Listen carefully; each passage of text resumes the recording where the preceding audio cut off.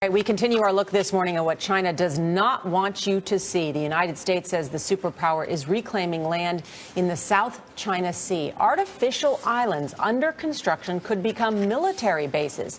China has not granted CBS News access, but Seth Doan got as close as any Westerner might. And he is back in Beijing this morning. Seth, good morning.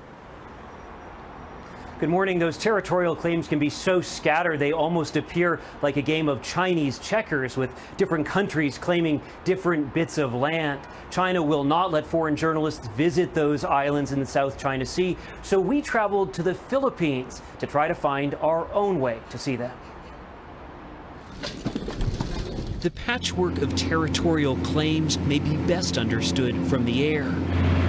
A reef belonging to China is close to an atoll claimed by Vietnam and not far from a shoal belonging to the Philippines. We landed on Pag-asa, claimed by China, inhabited by Filipinos, and just 13 miles from Subi Reef, one of the islands the Chinese have been creating. Okay, so just hop in here. There we hired some Filipino fishermen to take us as close as we could get. Thank you very much. Thank you. One of the reasons the South China Sea is so valuable is that it has 7 billion barrels of proven oil reserves. That's the oil consumption of the entire United States for a year. There are also the fisheries that provide these men with a living, and busy shipping lanes that see 5 times more oil tanker traffic than the Panama Canal. As we were first approaching Subi Reef here, you could just see one crane. Now, as we get closer, you can see a number of cranes up and down the length of this island. Satellite images from early June reveal the pace of growth. The landfill has expanded dramatically. Overall, China is adding to its islands at the rate of at least 3.5 acres a day. It almost looks like a city in the middle of the sea. There's enough space for an airstrip. Through the haze, we could see the faint outline of heavy equipment, and then a warning signal. They've now flashed several warning signals at us. Our captain is starting to get nervous. He tells us it's time to get out of here. In calmer water, our captain, Romulo Barcoma, told us he felt it was too dangerous to get closer and worried about being detained by the Chinese.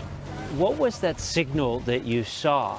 Why did you tell us we needed to turn back right away?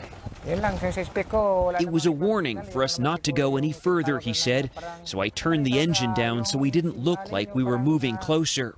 Back in Beijing, we went to the Ministry of Foreign Affairs to ask why our requests to see China's island building have not been granted. Do you believe it's a possibility that we could visit these islands? Is China hiding anything on these islands? So far, no one has been able to visit. I can tell you for sure, spokeswoman Ha Chunying said that the Chinese government has nothing to hide from the international community.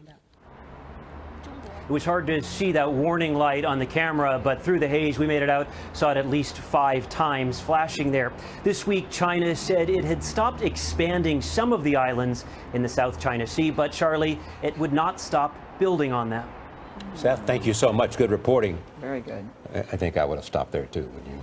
Oh, yeah. When the captain says let's go. When the Chinese said far enough. Yeah. But think about the implications of China building those islands there. The military significance. The military significance. Yeah, this is a big story.